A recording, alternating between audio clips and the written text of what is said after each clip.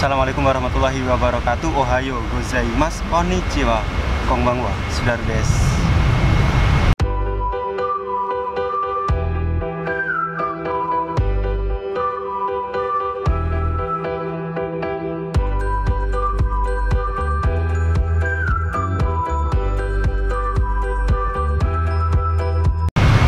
Oke Bray, di video kali ini aku mau bercerita tentang pengalaman kerjaku hari pertama di Jepang. Kan kemarin, video-video kemarin kan udah ada cerita selama di penampungan 1 bulan di Jepang. Dan ini aku mau cerita kerja hari pertama di Jepang itu kita ngapain. Otomatis kita kan sampai di Jepang itu kita nggak tahu kerjaan kita itu seperti apa, ya kan, teman-teman kita itu sifatnya bagaimana, ntar kita disuruh ngapain aja. Jadi mau aku ceritakan di sini, Bray. Oke.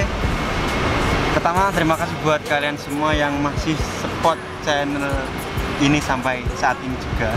Oke. Dan ini maaf ya kalau suaranya agak berisik karena di samping sana itu ada apa? Kayak gerojokan air mancur gitu. Jadi air jatuh dari atas gitu. Makanya ada suaranya agak bising. Oke. Aku ini ngevlognya di tengah-tengah halaman gede, parah ini, di tengah-tengah halaman gede. Oke, langsung saja. Jadi pertama, setelah kita selesai pelatihan selama 1 bulan, itu kita diantar ke pabrik. Itu aku pertamanya itu nggak kerja. Jadi pertama itu diantar itu kita cuma dikasih seragam, bro. Tapi sebelum kita ke pabrik, ini aku kasih tahu dulu ya. Jadi selama 3 bulan selesai kita itu datang ke kantor kota atau kantor kecamatan gitu, kayak kantor imigrasi. Itu kita daftarin diri dulu untuk tempat tinggal di sana, ya kan. Kalau proses itu udah selesai, itu kita dianterin, bro. Dianterin sama orang yang bertanggung jawab kepada kita. Itu namanya kumiai. Oke. Setelah kita registrasi itu selesai, baru kita dianterin ke pabrik. Aku ini dilihatin orang, bro. Di depan itu orang lewat banyak. Kita dianterin ke pabrik. Nah, di situ kita cuma perkenalannya itu sama bosnya aja, sama bos. Dan juga kita dikasih seragam dan kita cuma jalan ngelihatin mesin, sekali jalan gitu doang. Habis itu kita pulang. Itu bukan kerja hari pertama ya, itu cuma ngambil seragam lah intinya. Ngambil seragam sama kita biar tahu lokasi pabrik kita itu di mana gitu. Nah, setelah kita selesai ngambil seragam, kita itu pulang. Kita dianterin ke rumah. Oh iya, bro, di sana itu ada konser orang Jepang nyanyi, bro. Jadi suaranya agak kedengeran sampai sini. Kita diantar ke rumah. Waktu kita dianterin ke rumah itu saya mikir, wah, kok jauh juga gitu. Dari pabrikku ke rumah itu naik mobil itu lumayan gitu. Wah, jauh juga ini gitu. Sampai di rumah kita naruh koper dan segalanya. Habis itu belanja, bro, karena di rumah itu kosong, belum ada makanan sama sekali. Sedangkan kita besok itu sudah harus bekerja. Mau makan apa kita gitu. Kita belanja. Itu kita naruh koper doang itu. Habis itu kita belanja. Iya, sebelumnya saya kasih tahu fasilitasnya itu di rumah itu udah kayak apa ya? Rumahnya udah layak banget lah, udah kayak di perumahan gitu. Dia itu di dalamnya itu ada AC itu udah pasti ada AC, mesin cuci, terus kulkas, terus oven, terus kayak alat buat manasi makanan gitu. Ada, kompornya pakai listrik. Dan setiap rumahnya itu ada blowernya, kayak penghisap asap gitu kan. Habis itu kan kita belanja, habis belanja itu pulang. Habis pulang, iya, ternyata tempat belanjanya itu jauh juga. Dari rumahku itu naik mobil itu 20 menitan. wah jauh banget itu ternyata. Mukaku kelihatan nggak? Ternyata jauh juga. Dan habis belanja pulang aku persiapan buat keesokan harinya. Dan itu pun aku kepikiran, wah aku besok disuruh ngapain aja ya. Soalnya pas aku lihat hari pertama datang ngambil seragam itu, pabrikku itu dia produksinya itu nggak produksi massal, jadi produksinya itu tergantung pesanan bro. Jadi barang apa aja itu dikerjain, sedangkan aku program itu nggak bisa gitu loh. Wah aku besok suruh ngapain ya, aku bisa apa ya, kayak gitu. Dan keesokan harinya tibalah saatnya buat aku kerja hari pertama di Jepang. Itu sebelum bekerja itu aku udah kepikiran ya, kayaknya aku nggak bisa keluar dari daerahku ini. Soalnya daerahku itu terlalu pelosok bro, terlalu pelosok. Kayaknya aku nggak bisa main ke luar yang jauh lah, kayak gitu. Nah, keesokan harinya itu pas hari pertama kerja itu aku berangkat dari rumah itu sekitar jam 7 kurang bro. Soalnya dibilangin absennya itu paling lambat jam 8, walaupun mulai kerjanya jam setengah 9. Itu dibilangin jam 8 harus sudah absen.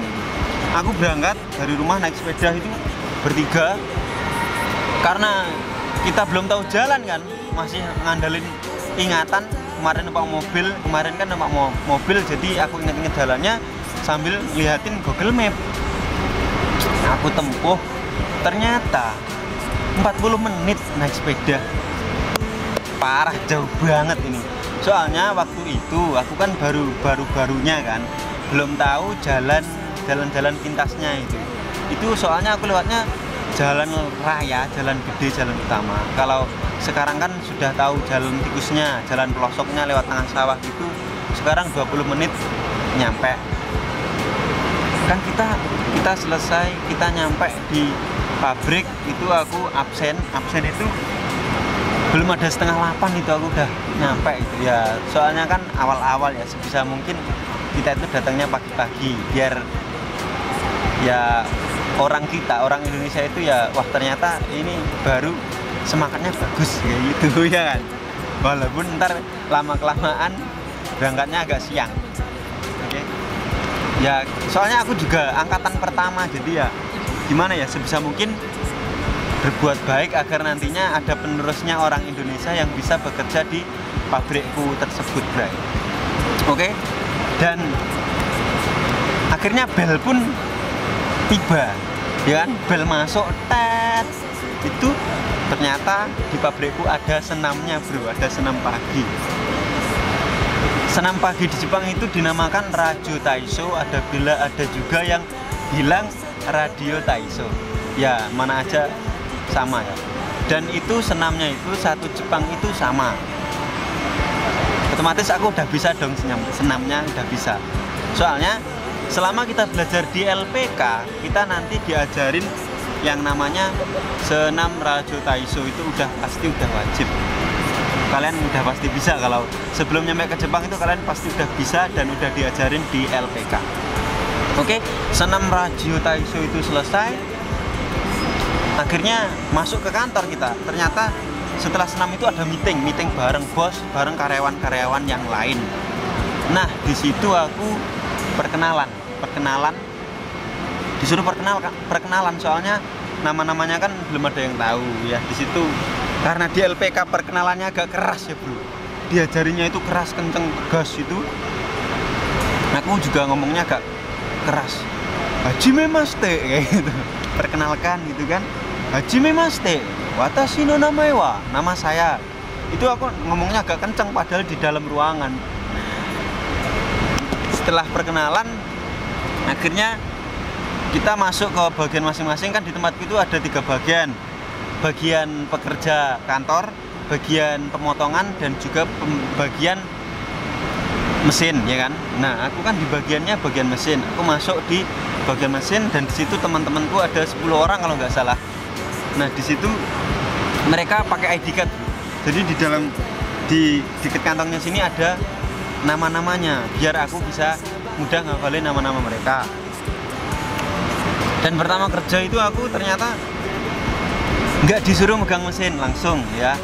Itu aku disuruh ngikut orang Jepang satu, cuma disuruh bantuin dia, belum diajarin program, belum tahu program sama sekali kan. Cuma disuruh ngambil barang nih, masukin ke mesin, kita pencet tombol jeret, udah gitu sambil nungguin itu selesai proses, kita buka, kita ambil lagi, kita taruh ke tempat yang udah jadi, kita ambil barang mentah lagi ya kan, kita pasang lagi, gitu terus.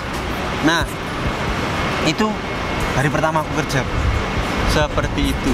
Jadi seharian full itu aku kerjanya cuma seperti itu. Nah terus pas hari pertama kerja itu ada orang Jepang yang baik bro. Jadi dia itu nulisin nama alat-alat yang ada di pabrikku dalam bahasa Jepang dan Indonesia. Itu dikasihkan ke kami bertiga. Jadi biar kami mudah mengingat nama alat-alat tersebut. Baik banget dia bro.